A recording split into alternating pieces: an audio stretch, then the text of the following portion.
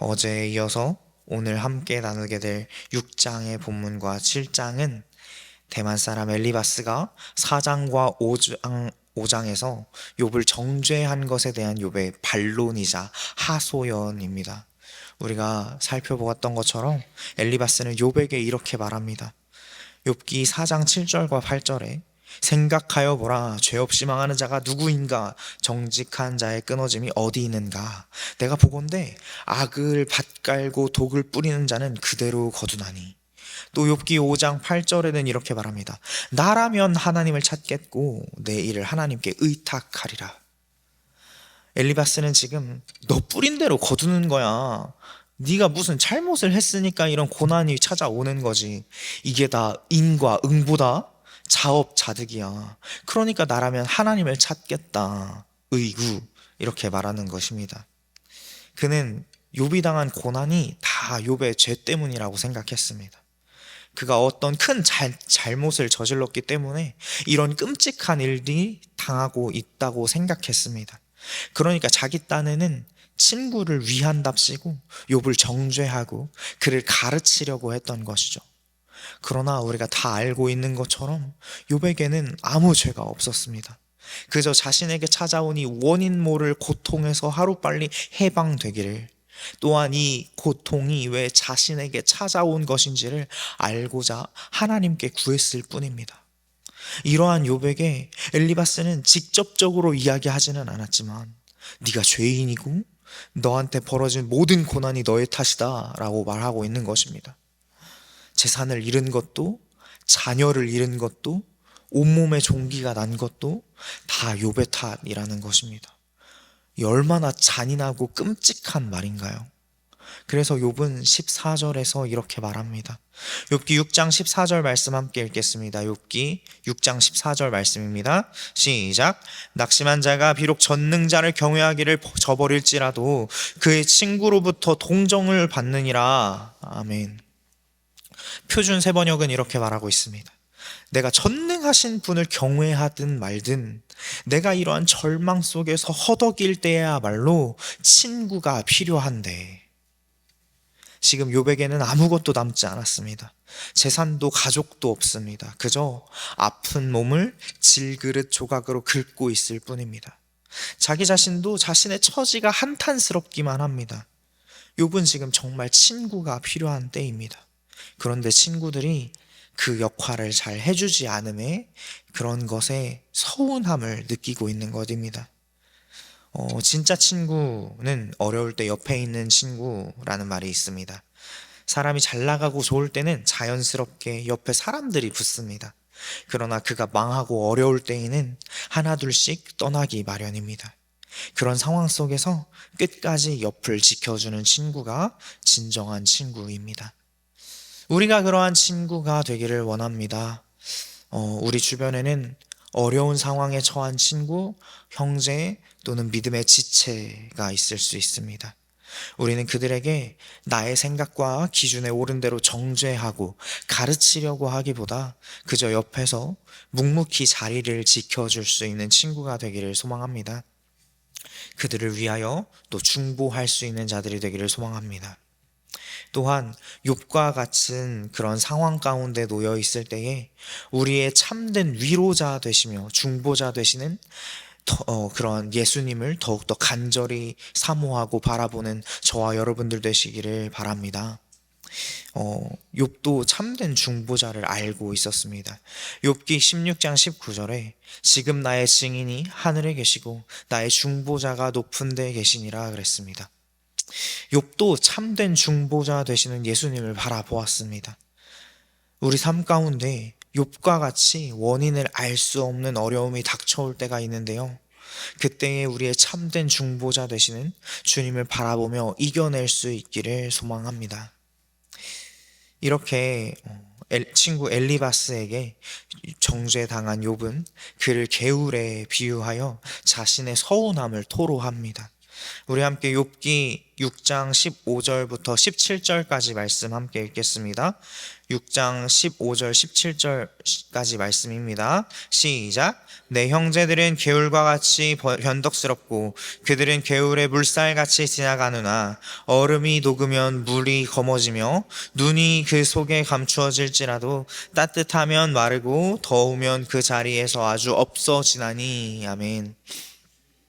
여기서 개울은 이스라엘 지역 어디에서나 발견할 수 있는 와디라고 하는 시냇가를 말합니다. 이 와디는 비가 오면 금방 물이 불어나가다가도 비가 그치고 조금 지나면 그 강바닥이 드러나 보일 정도로 메말라 버립니다. 이러한 현상은 이스라엘 땅이 물을 오래 가두어둘 수 없는 그런 모래와 자갈들로 구성되어 있기 때문이라고 합니다.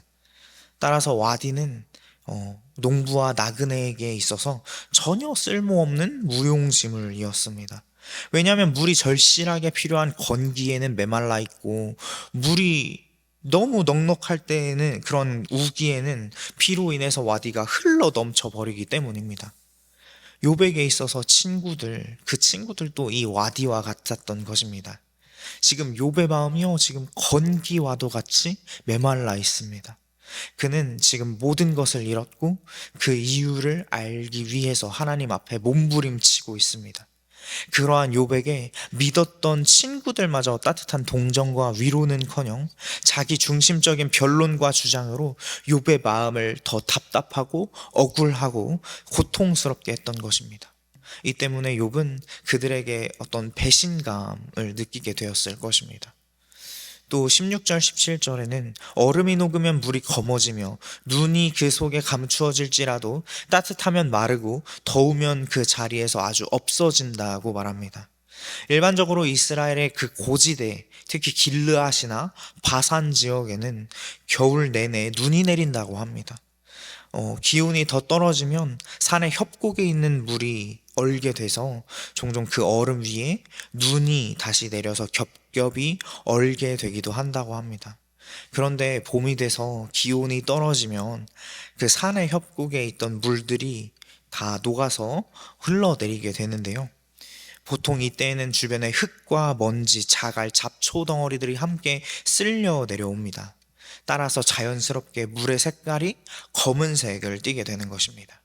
이렇게 녹아내린 물은 여러 갈래로 흐르다가 하나로 합쳐져서 줄어들고, 정작 물이 절실히 필요한 여름철에는 아예 강바닥이 마르게 됩니다. 이처럼 욥의 친구들도 그가 친구들을 절실하게 필요했던 때에는 메마른 와디, 그 시냇가와 같이 정죄와 무의미한 가르침을 늘어놓는 존재들이었습니다.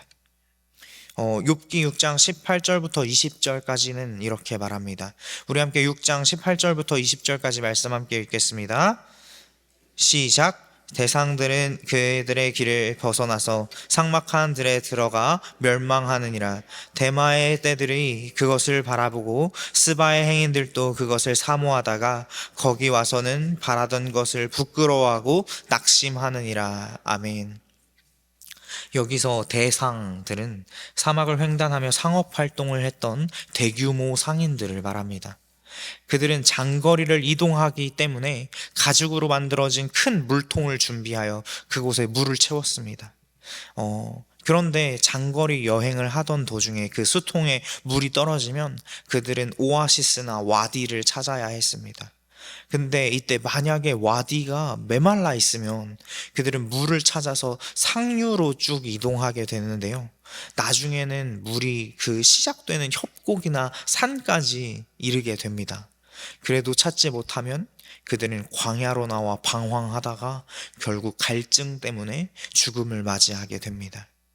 19절에서 말하는 그 대마의 때는 이 대상들을 말합니다.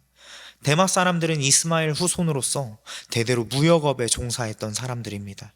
그들이 상업활동을 하기 위해서 사막을 횡단하다가 물이 다 떨어져서 물을 찾으려고 와디를 바라보고, 또 스바의 나그네들, 에티오피아의 나그네들도 그 개울물에 희망을 걸었지만 20절에 나온 것처럼 거기에 이르러서는 낙심하고 그곳에서 물이 흐를 것이라고 기대했던 자기 자신을 부끄러워한다는 것입니다. 이렇게 욥은 상인들과 나그네들이 이 개울가 와디를 찾았으나 그것이 메말라 있음을 발견한 후에 허망한 심정을 묘사함으로써 현재 자신의 욥의 심정을 생생하게 표현하고 있습니다. 정말 누구보다도 자신을 이해하고 함께 중보하며 하나님의 뜻을 함께 구해주길 원했던 친구들에게 영혼 없는 위로는커녕 질책만 당한 자신의 서운함과 참담한 심정을 토로한 것입니다. 욥은 계속해서 말합니다. 이렇게 말하는데요. 이제 너희는 아무것도 아니로구나. 너희가 두려운 일을 본 즉 겁내는구나. 내가 언제 너희에게 무엇을 달라고 말했더냐? 나를 위하여 너희 재물을 선물로 달라고 말하더냐? 내가 언제 말하기를 원수의 손에서 나를 구원하라 하더냐? 폭군의 손에서 나를 구원하라 하더냐? 이렇게 말하고 있습니다. 욥의 친구들은 처음에는 욥을 동정하려는 진정 어린 마음에 찾아왔을 것입니다. 그러나 욥에게 내려진 재앙이 생각보다 참혹하고 또 그것이 금세 회복될 가능성이 없어 보이니까 지레 겁이 난 것입니다. 그들은 욥의 재앙을 하나님의 형벌로 생각했습니다. 욥은 죄인이고 그 죗값을 지금 치르고 있는 것이라고 생각했습니다. 그래서 자신들에게도 불똥이 튈까봐 또는 욥이 자신들에게 재물을 달라고 할까봐 겁이 난 것입니다. 그러나 14절에서 욥이 말한 것처럼 그 친구들이 자신에게 보여야 했던 합당한 행위는 고난에 처한 욥을 위로하며 그에게 일어난 일이 무엇 때문인지 하나님의 뜻을 함께 구하며 중보해야 하는 일이었습니다. 24절에서는 내가 내게 가르쳐서 나의 허물을 깨닫게 하라. 내가 잠잠하리라. 이렇게 말합니다. 내가 정말 잘못한 게 맞다면 그 잘못이 무엇인지 좀 대놓고 말 좀 해볼래? 라고 이렇게 말을 하는 것입니다. 내가 듣겠다는 것입니다. 25절에는 너의 말이 다 옳지만 도대체 무엇을 책망하기 위한 말이냐? 라고 말하면서 답답함을 드러내고 있습니다. 욥의 친구들은 욥을 깎아내리면서 자신의 의의를 드러내기에만 급급했던 것입니다. 그들은 욥의 말을 꾸짖을 생각만 하다가 그 실망한 자, 절망에 빠진 자 욥의 말을 바람처럼 흘려듣고 만 것입니다. 욥은 친구들이 자신의 말에 귀를 기울여 줄 것을 기대했을 것입니다. 그러나 친구들은 욥의 고난이 자신들에게도 영향을 미칠까봐 두려워서 선을 긋기 위해 그의 말을 마치 지나가는 바람처럼 별 가치 없이 흘려들었습니다. 따라서 이 말씀에는 자신의 말을 사려 깊고 분별력 있게 듣지 못한 친구들에 대한 욥의 실망감을 담고 있습니다. 또한 욥은 그 친구들의 무자비함을 본문 말씀 27절을 통해서 드러내고 있는데요. 고아들을 제비 뽑으며 너희 친구를 팔아 넘기는구나 했습니다. 고대 히브리 전통에 고아와 과부는 사회의 최하류 계층으로서 특별한 보호의 대상이었습니다. 그럼에도 불구하고 종종 사악한 자들은 채무 능력이 없는 과부의 자녀들과 고아들을 종으로 팔아 넘기기 위해 제비 뽑기도 했습니다. 욥은 이러한 무자비한 행위를 예로 들어서 친구들의 동정 없음을 비판하고 있는 것입니다. 그럼에도 불구하고 욥은요 친구들을 포기하지 않았더라고요. 우리 함께 욥기 6장 28절부터 30절까지 말씀 읽겠습니다. 28절부터 30절까지 말씀입니다. 시작. 이제 원하건대 너희는 내게로 얼굴을 돌리라. 내가 너희를 대면하여 결코 거짓말하지 아니하리라. 너희는 돌이켜 행악자가 되지 말라. 아직도 나의 의가 건재하니 돌아오라. 내 혀가 어찌 불의한 것이 있으랴. 내 미각이 어찌 속임을 분간하지 못하랴. 아멘. 너희는 내게로 얼굴을 돌리라. 내가 너희를 대면하여 결코 거짓말하지 않겠다라고 말합니다. 내 얼굴을 보아라. 내가 이 처지에 너희에게 거짓말까지 하겠느냐라고 말하는 것입니다. 욥은 친구들이 자신을 죄인 취급하며 억울하게 하여서 행악자가 되지 말라고 그렇게 말하면서 노력합니다. 욥은 자신의 무죄함을 증언하면서도 친구들이 다시 돌아오기를 바라고 있습니다. 간혹 우리는 엘리바스와 같아질 때가 있는 것 같습니다. 나의 기준, 나의 소견에 오른 대로 상대방을 생각하고 판단하고 재단하려고 합니다. 그리고 그것이 하나님의 뜻과 일치한다고 생각합니다. 너무나도 당연하게 말이죠. 내가 서 있는 편이 하나님의 편이다 라는 생각은 위험할 수 있습니다. 오늘 엘리바스와 같이 하나님의 뜻을 오해할 수 있고, 또 친구에게, 형제에게, 믿음의 지체에게 상처를 줄 수 있습니다. 심지어 욥과 같이 고난당하고 있는 그 사람에게 더 큰 고난과 상처를 안겨줄 수 있을지도 모릅니다. 내가 서 있는 편이 하나님의 편이다 라는 생각보다 하나님께서 서 계신 곳이 나의 편이다 라는 생각이 맞는 줄 믿습니다. 우리는 종종 하나님께로 나아가기보다 내가 있는 곳으로 하나님을 끌고 오려고 합니다. 그런다고 해서 끌려오실 하나님이 아니심에도 불구하고 말이죠. 먼저 내가 생각하는 그 하나님을 세팅해 놓고 하나님을 거기에 맞추는 것입니다. 그러나 하나님은 인간의 생각에 가두어 둘 수 있는 분이 아니십니다. 우리가 하나님께 맞추어야 하는 것이죠. 그러므로 날마다 깨어 있어야 할 줄로 믿습니다. 네, 사랑하는 성도 여러분, 우리가 정말 날마다 깨어 있어야 할 줄로 믿습니다.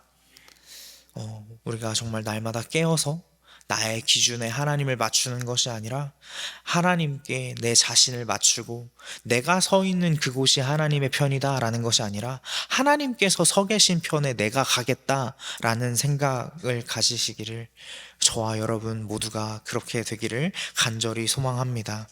이 시간 함께 기도하실 텐데요, 이렇게 기도하겠습니다. 주님, 내가 주님께서 서 계신 곳에 함께 서기를 원합니다. 내가 서 있는 곳에 주님을 끌고 오려고 바둥거리는 것이 아니라 날마다 깨어서 주님께 더욱더 가까이 나아갈 수 있게, 내가 주님의 편에 설 수 있게 주님 우리를 인도하여 주시옵소서라고 이 시간 주님의 이름 많이 부르시고 함께 기도하시겠습니다. 주여